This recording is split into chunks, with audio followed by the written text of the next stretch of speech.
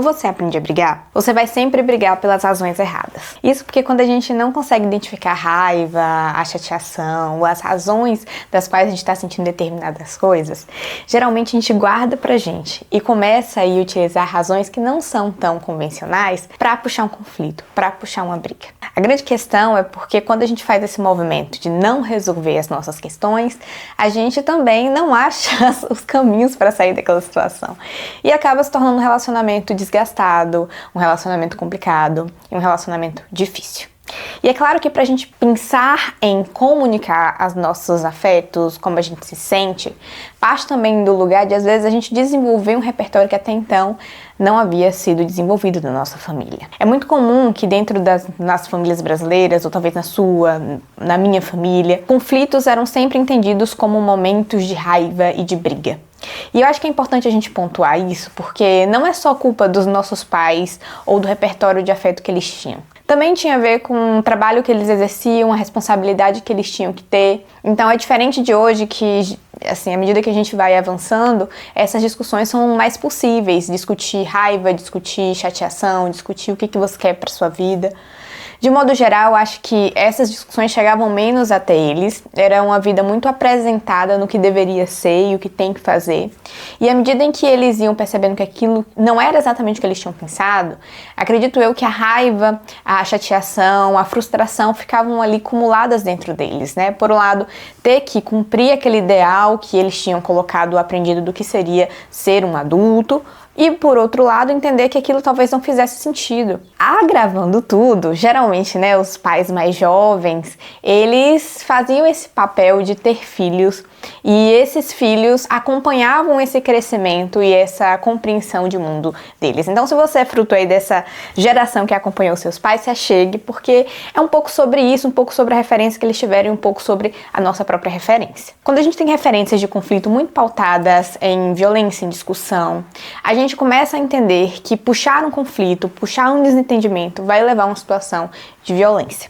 E aí a gente vai para um extremo oposto à situação, que é a perspectiva de você não colocar aquilo que você está sentindo, não trazer o conflito, tentar relativizar o conflito. E a grande questão de você fazer esse movimento de não colocar o conflito é que você acaba perdendo a oportunidade de expressar como você se sente. Então meio que você faz um caminho assim, que é diferente do deles que expressavam, guardavam, e quando expressavam de uma vez, e às vezes de um modo muito catalisador e muito triste as ferramentas que eles tinham.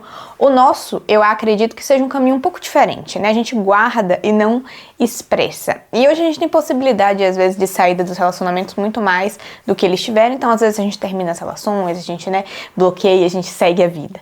Mas caso você esteja cansada desse tipo de fluxo ou dessa forma e desse repertório que você entende como lidar com o conflito, é importante pensar e tentar identificar como é que você se sente a respeito daquilo que vem acontecendo. Vou citar um exemplo que eu acho que ajuda a identificar muito. Existia um casal que se gostava, que tinha uma relação muito legal, que estava ali naquele começo, né, aprendendo ali a comunicar os seus afetos, porque parte da relação amorosa, afetiva é também aprender a se comunicar, a se colocar, enfim. E esse casal, eles costumavam brigar muito.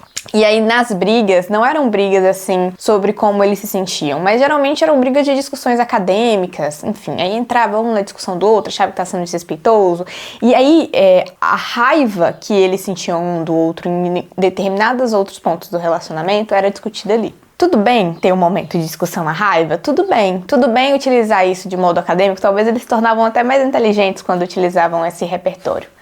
Contudo, o que não estava sendo dito? As razões que faziam com que eles se sentissem tão frustrados. Esse é o ponto. Quando a gente começa a brigar pelas causas erradas, que são as pequenas coisas, os desentendimentos, a bagunça, né, brigar pela desorganização, ficar ficcionados nos detalhes, é porque alguma coisa sobre você ou sobre a relação não tá bem resolvida, não tá bem identificada.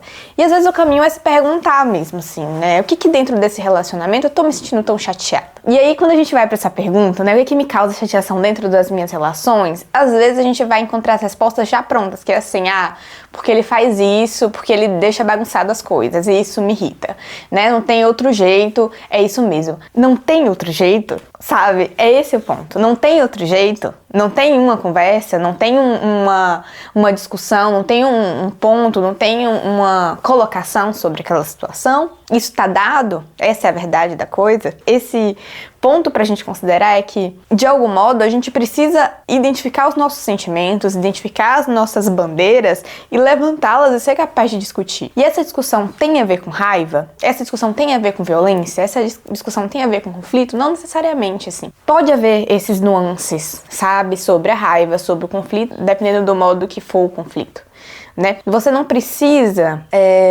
sempre puxar uma conversa como se você estivesse ali no mar de paz, sabe? Você não precisa fugir da raiva porque você vivenciou essa raiva durante a sua infância. Você não precisa negar o seu posicionamento, a forma que você se sente para apaziguar a situação no intuito de achar que aquilo ficaria bem. Contudo, o que a gente precisa fazer então, uma vez que a gente não pode negar esses sentimentos? A gente precisa incluir e saber incluir a nossa raiva, saber incluir o nosso sentimento, saber incluir o nosso posicionamento quanto às questões. Puxa, Amanda, mas como é que faz, né? Porque se de um lado eu sempre aprendi que o conflito tinha a ver com violência, como é que eu construo conflitos a partir de agora na perspectiva da vida adulta que não incluam eu brigar ou ter a experiência tal como os meus pais tiveram? A gente começa a compreender que existe uma grande diferença entre você e seus pais. Por mais que você tenha aprendido a se relacionar com seus pais e com um repertório às vezes limitado do que eles poderiam oferecer, é importante ressaltar que a partir de agora você também tem um grau de autonomia sobre a forma que você quer se colocar dentro dos relacionamentos. E a forma que você quer se colocar, entende as relações, também é importante de ser validada, né? E a gente desenvolve isso a partir desse desconforto de identificar as razões que o outro te frustra, de identificar as razões que você se sente chateada, de identificar aquilo que não está sendo correspondido e colocar isso em questão. Então, nesse casal aí, que eu citei como exemplo, que se degladiava academicamente, eles tinham uma questão sobre atenção. Ela se sentia muito sozinha dentro do relacionamento, né? Não havia uma atenção da parte dele, não havia perguntas sobre, não havia diálogos, quer dizer, ela não se sentia acolhida como ela achava que deveria ser. Ela não dava conta de falar isso. Então, a raiva que ela tinha dessa falta de acolhimento era nesses lugares. E as raivas, elas aparecem em diversos outros lugares, por isso que é importante a gente ter atenção. Então, quando questionada sobre isso, questionada sobre como a forma que ela se sentia de fato, qual era o caminho que levava a essa raiva, qual era o caminho que levava a essa frustração, ela pôde então ter a chance de colocar isso em xeque dentro do relacionamento, talvez achar ferramentas para apaziguar o sofrimento causado por essa sensação de desamparo, talvez passar mais tempo junto, talvez discutir sobre isso, quer dizer, isso se tornou um problema do casal e não um problema seu, sabe? Se tornou um problema da relação, um problema que eles poderiam tentar achar razões, ou talvez não, talvez terminasse ali, né? Não foi o caso.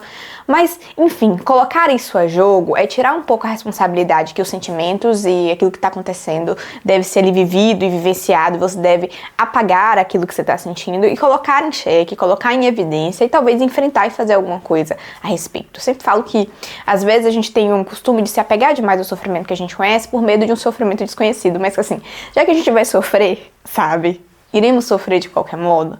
Pelo menos vamos sofrer por alguma coisa, aumentando os repertórios que a gente tem, avançando além do que os nossos pais fizeram, podendo ir além do que a gente conhece, porque acho que isso é importante, sabe? Não existe chegamos lá no final da vida, não existe vou abraçar e você, né, alcançou a bandeirinha de melhor cidadão do mundo. Existe temos um problema, precisamos resolver um problema, temos uma questão, precisamos resolver uma questão desconfortável, chato e às vezes te coloca num lugar de se sentir vulnerável e triste. Mas enfim, sem esses sentimentos, né, sem os nossos sentimentos que são sinalizadores, são formas que a gente vai aprendendo a se relacionar no mundo, a gente também fica muito refém não sei, não é da vida, mas assim, da incapacidade de ter uma experiência completa quanto à vida. Porque de certo modo, a experiência com a vida é também uma experiência de crescimento.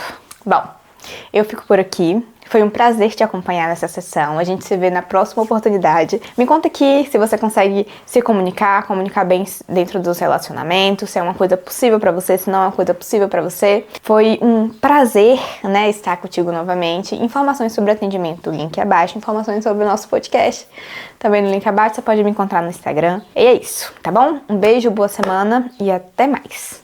Tchau!